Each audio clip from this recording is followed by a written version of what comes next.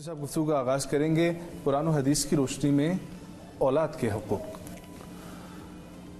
بسم اللہ الرحمن الرحیم الحمدللہ الذی انزل علی عبدہ الکتاب ولم یجعل له عوجا والصلاة والسلام علی من ارسلہ الہدی۔ اولاد کے حقوق والدین پر عام طور پر ہمارے ہاں معاشرے میں، سوسائٹی میں ایسا ہے، سماج میں، کہ ماں باپ کے حقوق تو ہر شخص بیان کرتا ہے، اولاد کے حقوق کوئی بھی بیان نہیں کرتا۔ علامہ ابن قیم رحمہ اللہ نے لکھا ہے کہ اولاد کے حقوق ماں باپ کے اوپر وہ 5 ہیں۔ پہلا جو حق ہے وہ حق حیات ہے، جو دوسرا حق ہے وہ حق پرورش ہے، اور جو تیسرا ہے وہ تعلیم اور تربیت ہے، اور جو چوتھا ہے وہ حق نکاح ہے، اور جو 5واں ہے وہ حق میراث ہے۔ اچھا، اب ان پر مختصراً بات کرتے ہیں۔ جو پہلا حق ہے وہ حق حیات ہے، یعنی اللہ کریم نے آپ کو اولاد کی نعمت سے نوازا ہے۔ یہ ایک نعمت ہے، اس کو قدر کی نگاہ سے دیکھیے، جیسے میم فرما رہی تھی، اس کو ضائع نہ ہونے دیں۔ وَلَا تَقْتُلُوا أَوْلَادَكُمْ خَشْيَةَ إِمْلَاقٍ، کہ تم اولاد کو بھوک کی وجہ سے قتل نہ کرو۔ اللہ کریم فرماتے ہیں میں تمہیں بھی رزق دیتا ہوں تو ان کو بھی رزق دوں گا، اور خاندانی منصوبہ بندی اور بھی بہت ساری باتیں اس میں آ سکتی ہے۔ خاندانی منصوبہ بندی بھی جائز ہے، یہ بھی نہیں ہے کہ وہ ناجائز ہے، جائز ہے، لیکن وہ چلیں اس پہ چل کے میں آگے تو میرا سوال ہے، جی سوال، لیکن وہ یہ ہے کہ جب ڈاکٹر بھی آپ کو اور خاتون کی صحت بھی اجازت نہ دے اور کچھ باتیں بھی ہو، ٹھیک ہے، ہاں وہ آگے چلیں گے، ٹھیک ہے۔ تو یہ بات چونکہ اور یکدم اس کو ایسے ہی اس کو اختیار کر لینا یہ پھر غیر مناسب ہے۔ تو ایک حق حیات ہے کہ آپ اولاد کو سب سے پہلے جینے کا حق دیں، چونکہ وہ دنیا میں وہ بیٹا ہے یا بیٹی ہے، وہ لوگ آ گئے ہیں۔ تو اب نمبر 2 جو دوسرا حق ہے وہ حق پرورش ہے۔ حق پرورش کا کیا مفہوم ہے؟ حلال روزی سے آپ بچوں کی پرورش کریں، کلوا من الطیبات واعملوا صالحا، چونکہ ان کا وہ وقت ایسا ہے کہ وہ خود کما نہیں سکتے، وہ خود جناب من پی نہیں سکتے، کھا نہیں سکتے۔ اب اگر باپ ان کو شراب کا قطرہ پلاتا ہے یا زمزم کا قطرہ بچے نے پینا ہے تو حق پرورش، اور یہ مستقبل میں پھر اس کے لیے وہ ہوگا۔ تو ایک دوسرا حق ہے، اور جو تیسرا حق ہے وہ تعلیم اور تربیت ہے، کہ اس کو دینی تعلیم بھی دے دیں اور اس کو دنیاوی تعلیم بھی دے دیں، دونوں۔ چونکہ ہم نماز کے اندر ایک دعا مانگتے ہیں، ربنا آتنا فی الدنیا حسنہ وفی الآخرۃ حسنہ، تو دنیا بھی اس کی اچھی بن جائے اور آخرت بھی اچھی بن جائے۔ اور جو چوتھا حق ہے وہ حق نکاح ہے، کہ اگر ماں باپ اس کے لیے بہتر رشتہ، بہتر خاندان، بہتر فرد وہ لوگ تلاش نہیں کریں گے، تو حدیث میں آتا ہے اگر وہ کوئی گناہ کر بیٹھے گا فَإِثْمُ عَلَىٰ أَبِيهِمَا، تو ان نوجوانوں کا گناہ ان کے ماں باپ کے سرے ہوگا۔ اور 5واں جو ہے وہ حق میراث ہے، کہ ہاں یہ ایک عرض کر دوں، ظاہر ہے ہمیں پڑھے لکھے لوگ بھی، جو میراث ہے وہ مرنے کے بعد ہی آپ ترکے کو تقسیم کرتے ہیں، لیکن یہاں پر اگر باپ مرنے سے پہلے کرنے پر آ جائے تو پھر اس کے سامنے دونوں صورتیں ہیں، کہ مثلا اس کا ایک بیٹا ہے اور ایک بیٹی ہے، وہ دونوں کو اکول دے دے یہ بھی ٹھیک ہے، اور اگر 3 روپے ہیں اور بیٹے کو 2 دے دے اور بیٹی کو 1 دے دے یہ بھی ٹھیک ہے۔ یہ جو وقت سے پہلے میراث کی تقسیم ہے، یا یہ جو کچھ نشاندہی ہے، یہ جو ہم نہیں دیکھ کر پا رہے ہوتے ہیں، تو مرنے کے بعد لڑائی مال پر ہی شروع، اور کورٹ کچہری میں پھر بہنوی بھی بھائی بھی آمنے سامنے ہوتے ہیں۔ ایک میرے محترم اور بھی آپ سے عرض کر دوں، جس طرف انہوں نے اشارہ کیا کہ اولاد کے حقوق میں پھر ایک حق میرے اور آپ کے یہ ہے کہ بچہ پیدا ہوا تو پھر اس کا نام بھی رکھ لیا جائے، اور نام بھی اسلامی نام رکھا جائے۔ آج کل کے ہم ڈرامے میں کسی میں کوئی نام دیکھ لیتے ہیں، وہی لگانا شروع، وہ مستقبل میں وہ بچہ پھر خود بھی اپنے نام کے ساتھ کھیلتا رہتا ہے، شرمندہ ہوتا ہے۔ ایک تابعی ہیں سعید بن المسیب، مشہور تابعی، امام بخاری سب ان سے روایات لیتے ہیں۔ ان کے دادا ہیں، ان کا نام حزن ہے۔ حزن عربی زبان میں غم کو بولتے ہیں۔ آقا نے ان سے فرمایا اب اس کو تبدیل کرو، انہوں نے کہا یا رسول اللہ اگر کوئی بڑا مسئلہ نہیں رہنے دے۔ انہوں نے کہا ہمارے دادا نے اپنا نام غم والا تبدیل نہیں کیا، तीसरी नस्ल में गम के असरात पाए जा रहे हैं। और गालिबन इसी तरीके से एक खवातीन में नाम होता है अक्सा जी। अब अक्सा का मेरा ख्याल है दूर से नजर किनारा हाँ। वजा रजुलुम मिन अक्सल मदीना, आया शहर के किनारे। हम कुरान करीम का कोई एक लफ्ज उठा लेते हैं, बस कहते हैं ये हमने कुरान से लिया, ये हमने गूगल बाबा से ले लिया। ऐसा ना करें, नाम अच्छा ले लें। क्यों? इसम मुसम्मा में तासीर करता है, तासीर करता है। जी जी, जो आप नाम रखेंगे उस पर अबू बकर आपने नाम रखा, आयशा आपने नाम रखा, खदीजा आपने नाम रखा, बिलाल आपने नाम रखा, उसमें उसके वो असरात पाए जाएंगे। नंबर 2, अकीके का करें। अकीका पहले 7 दिन करें, नहीं तो फिर दूसरे, फिर तीसरे, 7 या 21, फिर उम्र भर कभी भी करें। हाँ, उम्र भर कभी भी। और एक ये है कि बच्चा चूंकि मीरास में 2 हिस्से लेता है तो इसलिए उसके लिए जानवर 2 रखे गए। बच्ची मीरास में 1 हिस्सा लेती है तो 1। और आका ने हजरत हसन रदी अल्लाह ताला अन्हु के लिए 1 बकरी भी जमा की। बुखारी की रिवायत है अनिल हसन बिशातिन। तो अगर 2 की गुंजाइश न हो तो आप 1 भी कर सकते हैं। और इसी तरीके से अकीका है, नाम है, फिर इसके साथ तहनीक भी है। कोई अकीके का 7 दिन से जब राब्ता जोड़ा जाता है, हाँ। सदक़े के साथ भी कोई जोड़ा जाता है? जी क्या नहीं, शुरू के 7 दिनों में हाँ। अगर अकीका भी किया जाए, नाम भी रखा जाए तो ज्यादा बेहतर है। ठीक है। नहीं तो बाद के 7 दिनों में, नहीं तो बाद के 7 दिनों में, मतलब आप शुरू के भी 7 दिनों शुरू में के कर 7 सकते हैं, दिनों वो में कोई सदक़े में नहीं गिना। वो नहीं वो ठीक है। और इसी तरीके से अकीका है, फिर तहनीक है, गुट्ठी दिलाना। ये भी हदीस में आता है। हजरत आयशा की बड़ी बहन है हजरत अस्मा रदी अल्लाह ताला अन्हा, ये अब्दुल्ला बिन जुबैर की वालिदा है। हजरत जुबैर अशरे मुबशरा में से। ये फरमाती है मेरे यहाँ बेटा पैदा हुआ और मैं उनको आका के यहाँ लेकर आई। आप सल्लल्लाहु अलैहि वसल्लम ने उनको गुट्ठी दी खजूर की, और वो बच्चा जो है ना बड़े मज़े से उसको खाने लगा। आका मुस्कुराए, फरमाया अंसार के लोग हैं, खजूर से मोहब्बत भी करते हैं, खजूर तो फसम्मा हो अब्दुल्ला, उसका नाम भी अब्दुल्ला रखा। नाम भी अच्छा रखा और गुट्ठी भी नेक आदमी से दिलवाई, इमामुल अंबिया से। तो इन चीज़ों का ख्याल रखा जाए, बहुत जरूरी। आगे भी बात करते हैं। कुरैशी साहब, हज़रत इब्राहीम अलैहिस्सलाम को जब ख्वाब आया कि उन्होंने अपने बेटे को कुर्बान करना है, उन्होंने उनसे मशवरा किया, हुक्म नहीं सुनाया, बल्कि उन्होंने कहा कि मेरे बेटे देखो मैं क्या ख्वाब देख रहा हूँ, तुम्हारी क्या राय है? ये कितनी अजीम तरबियत है कि आजकल वालिदैन फैसलों में औलाद को शामिल ही नहीं करते। औलाद की खुद एतमादी के लिए कितना जरूरी है। अहम बात आप कर रही है। यानी देखिए, औलाद को दस्तरखान पर, ये रमज़ान है, इस रमज़ान में हम ये मामूल बनाएं कि हम औलाद के साथ खाना खाएं। आप सल्लल्लाहु अलैहि वसल्लम ने, एक सहाबी हैं हज़रत अम्र इब्न सलमा, उनकी वालिदा मोहतरमा उम्मे सलमा जो है वो हरम नबूवत में निकाह में आका में है। तो वो आका के सामने खाना खा रहे हैं। आप सल्लल्लाहु अलैहि वसल्लम उनसे इरशाद फरमाते सम्मिल्लाह, कि आप सबसे पहले अल्लाह का नाम लेकर खाएं। कुल भी यमीनिक, दाएं हाथ से खाएं, मिम्मा यलीक, जो सामने है वहाँ से खाएं। ये बच्चा जो बाद में जाकर ये जो कमियां रह जाती है, ये वो माँ बाप का वक्त न देना। इसी तरीके से आपने ये फरमाया वो अमरुहुम शूरा बैनहुम, कि हमारे घरों के मामलात हमारे ऐसे ही आपस में मशवरे से तय हों। यानी बेटे की उम्र 13 साल है। हजरत इस्माइल अलैहिस्सलाम ज़बीहुल्लाह की उम्र 13 साल से ज़्यादा नहीं है। लेकिन आप अंदाज़ा करें, माँ हजरत हाजरा सलामुल्लाह अलैहा ने भी उसको तैयार किया है, और उधर हजरत इब्राहीम अलैहिस्सलाम की तरबियत में भी है। और उस तरबियत का ये असर है कि इकबाल मरहूम फरमाते हैं, सिखाए किसने इस्माइल को आदाबे फरजंदी। ये फैज़ान नज़र था या कि मकतब की करामत थी। सिखाए किसने इस्माइल को आदाबे फरजंदी, सआदतमंद बैठा झुक गया फरमाने बारी पर, ज़मीओ आसमां हैरान थे इस इताअत शारी पर। कौन हजरत तैयार हो, मैं छुरी को भी देख रहा हूँ। फलम्मा अस्लमा वतल्लहु लिलजबीन वनादैनाहु अय्या इब्राहिम। तो ये बहुत अहम बात है।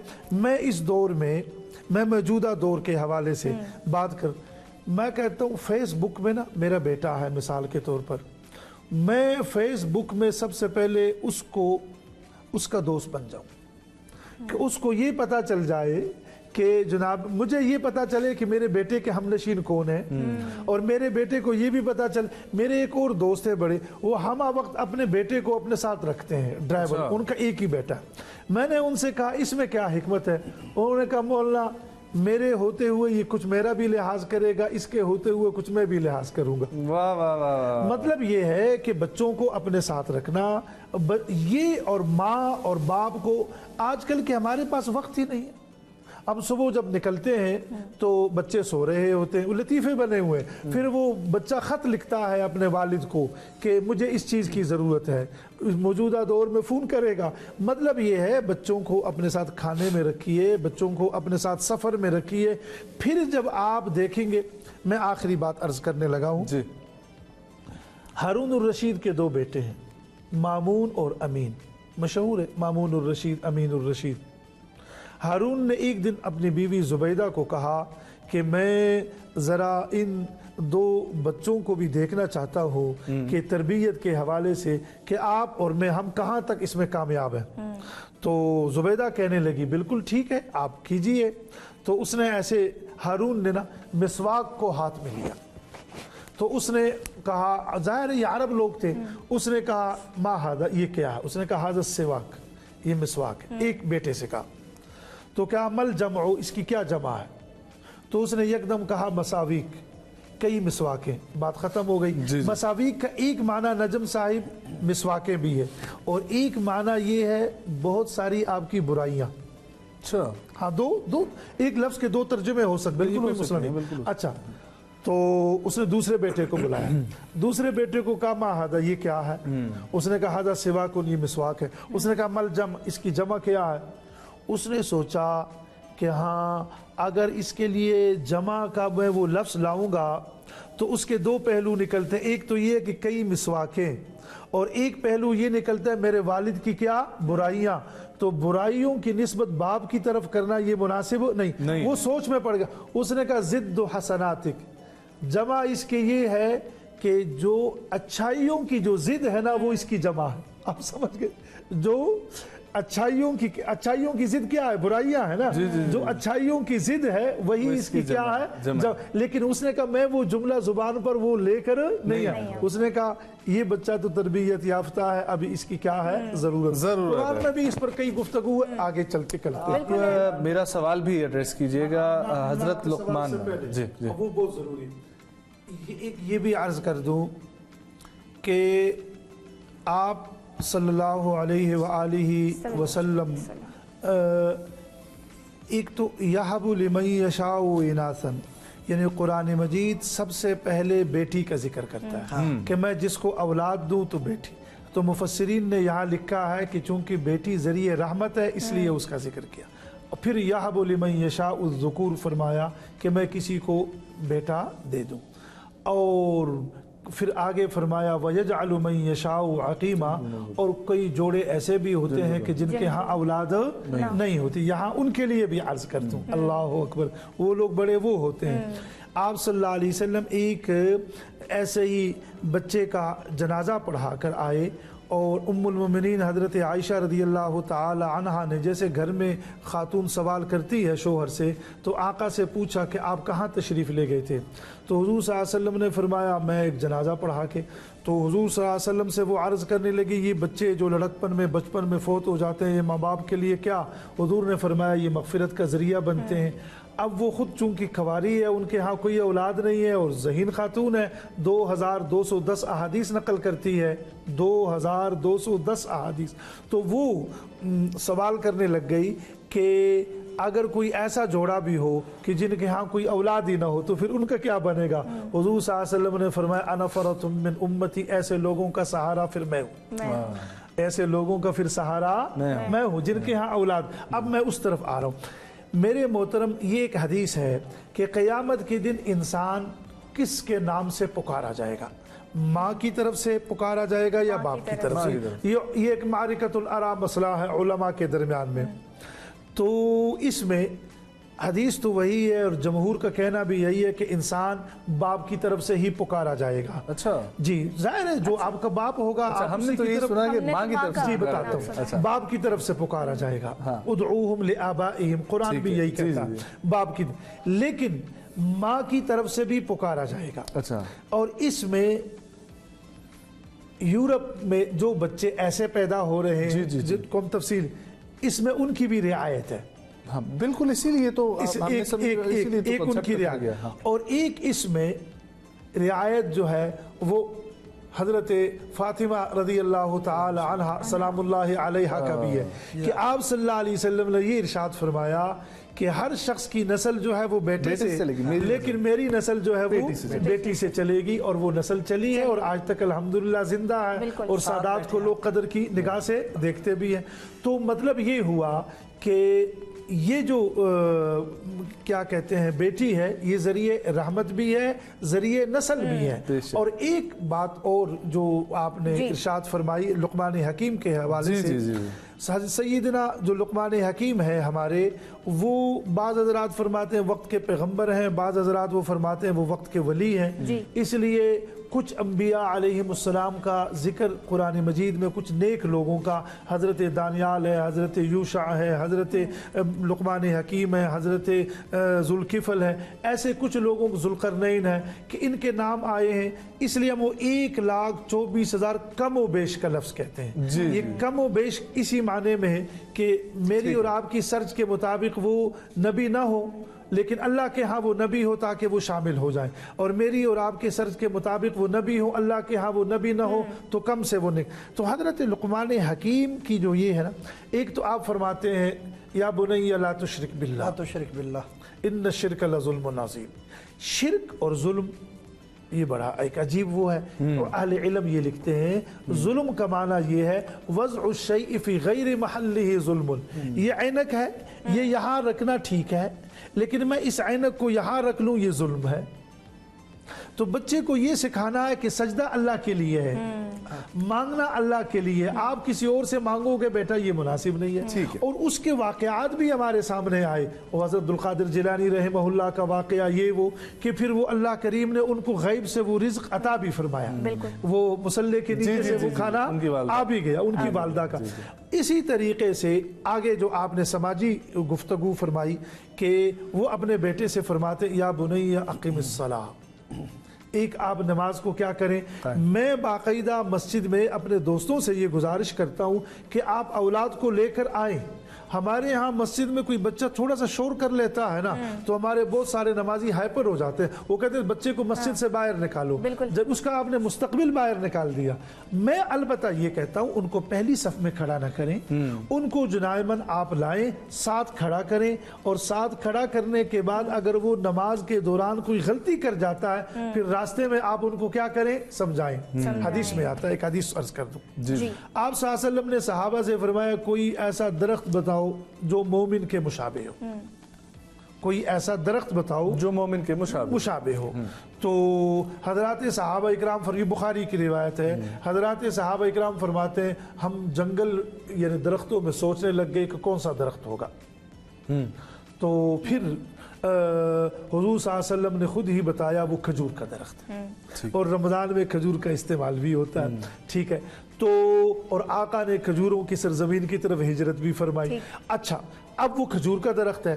جب حضرت عمر رضی اللہ تعالیٰ گھر جانے لگے تو حضرت عمر کے ساتھ آپ کے بیٹے عبداللہ بن عمر بھی تشریف لے جا رہے ہیں۔ یہ حدیث کے بڑے امام ہیں، عبادل اربعہ میں سے، جن کے ناموں کے شروع میں عبداللہ آتا ہے۔ تو عبداللہ بن عمر اپنے والد ماجد سے راستے میں عرض کرنے لگے ابا جان میرے دل میں آ گیا تھا کہ وہ کھجور کا ہی درخت ہے۔ تو حضرت عمر نے فرمایا پھر بتا دیتے نا یار، آقا بھی خوش ہو جاتے، کچھ میری بھی واہ واہ ہو جاتی۔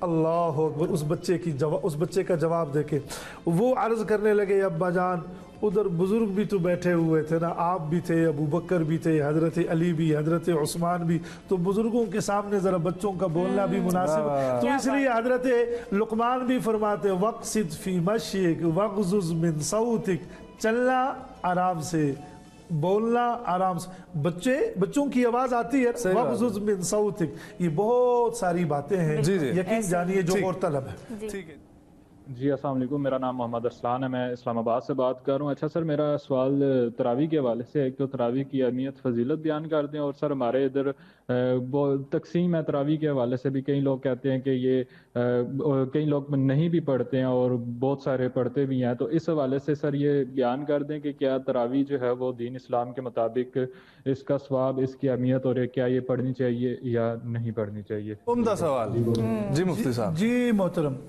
آپ صلی اللہ علیہ وسلم کی حدیث ہے، من صام رمضان ایماناً، جو دن بھر روزہ رکھتا ہے ایماناً و احتساباً، یعنی ثواب اور عقیدے کو سامنے رکھ کر، غفر لہ ما تقدم من ذنبہ۔ اور اسی طریقے سے آقا کا یہ بھی ارشاد ہے، من قام رمضان ایماناً، یعنی جو رات کو، اور پھر رمضان اور قرآن کا جوڑ بھی یہی ہے کہ حدیث میں آتا ہے کہ روزہ کل قیامت کے دن یوں فرمائے گا کہ اس شخص نے دن بھر میرے لیے کھانا پینا چھوڑا، اور قرآن یوں فرمائے گا کہ یہ رات کو مجھے سنتا رہا، اس نے نیند کو چھوڑا۔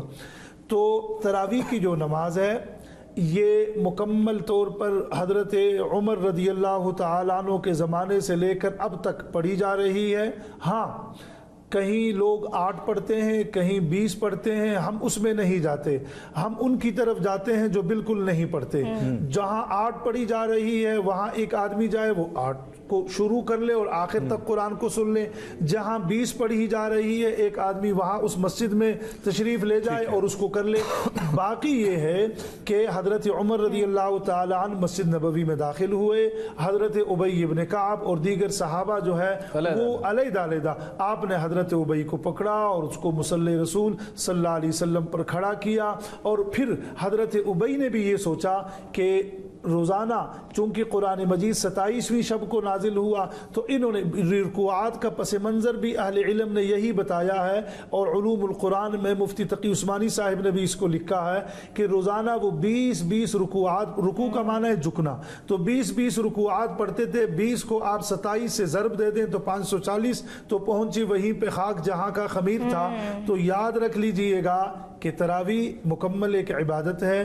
نوجوانوں کو چاہیے کہ قرآن کریم کو ایک مرتبہ تو ضرور سنیں، اور لطف بھی آتا ہے خدا کے بندوں، اور قرآن کو سمجھنے کی آپ اس میں کوشش کریں، کھڑے ہوں، مزے سے باوضو ہو کر آئیں مسجدوں کو۔ حضرت علی رضی اللہ تعالی عنہ فرماتے ہیں، اللہ کریم حضرت عمر کی قبر کو نور سے بھر دے کہ انہوں نے مسجد کو منور فرما دیا، ہمارے اللہ کے گھروں کو۔ تو مطلب یہ ہے کہ تراویح کے بعد جی میں رابعہ بات کر رہی ہوں لاہور سے، اور مجھے آپ سے یہ سوال کرنا تھا کہ اگر کسی نے نیت کے بغیر روزہ رکھ لیا ہے تو کیا روزہ درست ہوگا؟ بغیر اگر آپ نے روزہ رکھا، روزہ درست ہے، اس میں یہ بات ہو گئی ہے، چونکہ پورا رمضان بس اب نیت ہے، رمضان میں آپ داخل ہو گئی ہے، یہ نیت نیت۔ ہاں، ایک مسافر آدمی، اس کے سامنے 2 آپشن ہے، تو پھر وہ اس میں سے کس کو اختیار کرتا ہے، وہ نیت کر لے۔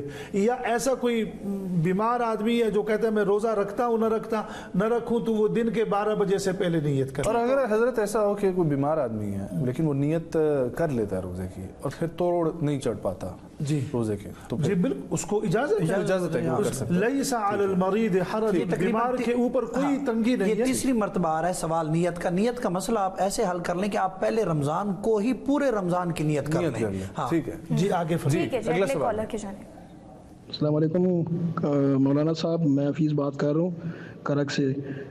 مولانا صاحب میرا سوال یہ ہے کہ کیا روزہ افطار کرانے کا جو ثواب رمضان میں ہے وہ عام رمضان کے بعد بھی ہے؟ مثلا میں اور میرا دوست 9 ذی الحج کا یا 10 محرم کا روزہ رکھیں، اور میں اپنے دوست کو کہوں کہ ہم افطاری اکٹھا کریں گے، تو کیا مجھے بھی روزے رکھنے والے کے برابر ثواب ملے گا رمضان کے علاوہ بھی؟ یہ دیکھ لیجئے گا، کچھ عبادات کا تعلق دنوں کے ساتھ ہے، کچھ عبادات کا تعلق اماکن جگہوں کے ساتھ ہے۔ یعنی مثلا جیسے حرم شریف کے اندر نماز پڑھنا 1 لاکھ کے بقدر ہے، اور مسجد نبوی میں نماز پڑھنا صلی اللہ علیہ وسلم 50,000 کے بقدر ہے، اور مسجد اقصیٰ میں نماز پڑھنا پھر فلاں فلاں۔ اسی طریقے سے میرے محترم رمضان میں جو رمضان کے دن ہیں ان کو آپ اور دنوں کے برابر نہیں کر سکتے۔ ہاں یہ ہے کہ آپ دوست ایک دوسرے کو کھانا کھلائیں, کھانا کھلانے پر جو اجر ہے اس کا انکار کوئی نہیں. السلام علیکم, میرا نام صبا ہے اور میں اسلام آباد سے بات کر رہی ہوں. اچھا مجھے یہ بتائیں کہ قضا اور کفارہ میں کیا فرق ہے؟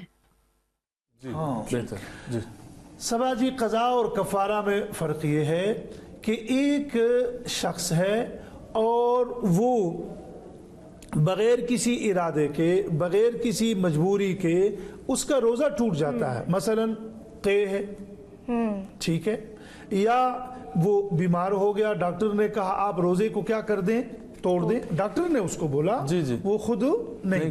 یا یہ ہے کہ ہاسپیٹل میں اس کو دوا کھانے کی ضرورت پڑ گئی, تو اب یہ ایک کے بدلے میں وہ ایک ہی روزہ رکھے گا. اس کو ہم قضا سے تعبیر کرتے ہیں. اور کفارے کا معنی یہ ہے, کفارہ کا معنی یہ ہے کہ یہ ایک صاحب ہیں اور اس نے رمضان المبارک کے روزے کو قصداً توڑا. اب وہ قصداً توڑنے کی کئی وجوہات ہیں, ان میں سے کوئی بھی وجہ جس کو وہ اپنا گیا تو اب وہ ایسے کرے گا کہ اس ایک دن کے بدلے میں, ایک دن نہیں بلکہ وہ اس ایک دن کے بدلے میں لگاتار 2 ماہ کے روزے رکھے گا, اور 2 ماہ کے روزے نہیں رکھ سکتا تو 60 مساکین کو کھانا کھلائے گا. فی زمانہ غلام تو ہے نہیں. ٹھیک ہے جی. مفتی صاحب یہ فرمائیے گا کہ ایسے والدین جو مختلف فیصلوں میں بچوں کو جو ہے وہ ان کے مرضی کے فیصلے نہیں کرنے دیتے, اور اس میں خاص طور پر جو ہے وہ بات آ جاتی ہے نکاح کی, شادی کی, اور اس کے علاوہ بھی جہاں جہاں پر ایسا ہو جاتا ہے تو کئی جگہوں پہ ہم نے دیکھا ہے واقعی میں ایسے والدین ٹریٹ کر رہے ہوتے ہیں بچوں کو جیسے ان کی جاگیر ہے. تو اسلام اس بارے میں کیا کہتا ہے کہ والدین کا احترام تو ہے اپنی جگہ پہ, لیکن یہ بھی تنگی پیدا کر دیتی ہے ایک سچویشن؟ دیکھیے میرے محترم, ایک تو یہ ہے کہ ہر دور کے اپنے ایک تقاضے ہوتے ہیں. جی. موجودہ دور کا تقاضا یہ ہے کہ نوجوان اولاد سے آپ مشورہ لیں اور کام کریں. ٹھیک ہے. جی. نوجوان اولاد سے آپ مشورہ لے لیں اور کام کریں. پہلے جو ہمارا دور تھا ہم تو بس ان کی بات پہ نہ سر جھکا ہی لیتے تھے. اب وہ دور نہیں, یہ بھی ہر دور کے اپنے ایک تقاضے ہیں. ٹھیک ہے, یعنی مثلا پہلے مساجد میں قالین نہیں ہے, مسجد میں کرسی نہیں ہے, اب مسجد کے اندر بھی کرسی پہ لوگ بیٹھ کے نماز پڑھتے ہیں. کئی مرتبہ لوگ بعض خشک دماغ ہوتے ہیں, وہ کہتے ہیں جی کرسی پہ بیٹھ کے نماز ہوتی ہے, یعنی ہم کہتے ہیں یار ہوتی ہے یار, حرم میں بھی کرسیاں رکھی ہوئی ہے, ہر جگہ چھوڑ دو اس مسئلے کو. اچھا, اب یہ ہر دور حضرت, ایک تو اس دور کا تقاضا بھی یہ ہے کہ آپ اولاد کو مشورے میں کیا کر لیں, شامل کر لیں.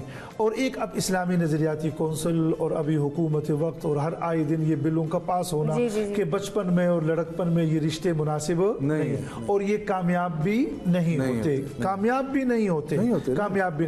اب اس کے لیے بہترین طریقہ یہی ہے کہ بچی ہے وہ گھر کے اندر عاقلہ ہے, بالغہ ہے, اس سے بھی پوچھا جائے, اور جو بچہ ہے اس سے بھی پوچھا جائے. دونوں کا رجحان ہے ایک دوسرے کی طرف, اور پھر اس میں خاندان کے بڑے لوگ جو ہے وہ سرپرستی فرمائیں اور شامل کر لیں. لیکن یہ طریقہ اختیار کر لینا, دیکھیے, اور بچیاں اس پر خاموش بھی ہو جاتی ہیں, زیادہ تر بچیاں اس پر خاموش بھی ہو جاتی ہے. یقین جانیے یہ ماں باپ کا ان کو شریعت نے ایک حق دیا ہے کہ وہ اولاد, ناجائز فائدہ یہ ناجائز, یہ مناسب نہیں. اس دور کے لوگ اس دور کا نوجوان اب اس کو پسند کرنے کو تیار. ہاں, اور اب تو بہت سارے ماں باپ ایسے بھی ہیں, یہ بھی غلط ہے. دیکھیے یہ بھی غلط, کیا اب آپ کہیں گے کیا, ہم اس پر بھی مکمل طور پر بات نہیں کر سکتے, لیکن اشارہ بھی عقل مند کے لیے کافی ہے. اب وہ یہ کہتے ہیں کہ یہ تو موبائل کے ذریعے سے رشتہ ہوا ہے, وہ کہتے ہیں یہ تو بس یونیورسٹیوں میں ان کا رشتہ ہو گیا, یہ فلاں ہو گیا. ماں باپ کو رشتوں سے اتنا بے خبر بھی نہیں ہونا چاہیے, ظاہر بات ہے, اتنا بے خبر بھی نہیں ہونا چاہیے. لیکن مفتی صاحب یہ چیز جائز ہے نا کہ اگر وہ کوئی پسند آتا ہے آپ آ کے اپنے گھر میں بتائیں, اور وہ آ کے اپنے گھر میں بتائیں, اور پھر گھر والے اگر آپ حیران ہوں گے, میں قرآن کریم کا ایک جملہ پڑھتا ہوں, آپ ماشاءاللہ خود حافظ ہیں. فَانْكِحُوا مَا طَابَ لَكُمْ अल्लाह में आप फरमाते तुम निकाह करो वही जो तुम्हें पसंद आए। वाह वाह, सुभान। मुफ्ती साहब दुआ। अल्लाहुम्मा सल्ली अला सय्यिदिन नबील उम्मी व अला आलिहि व सहबिहि व सल्लम तस्लीमन कसीरन कसीरा रब्बिरहमहुमा कमा रब्बयानी सगीरा अल्लाहुम्मा इन्ना नसअलुकल जन्नह व नऊज़ु बिका मिनन नार अल्लाहुम्मा कफिना बिहलालिका अन हरामिक व अगनिना बिफضलिका अम्मन सिवाक व सल्लल्लाहु अला रसूलिहि नबील करीम व अला आलिहि व सहबिहि अजमईन।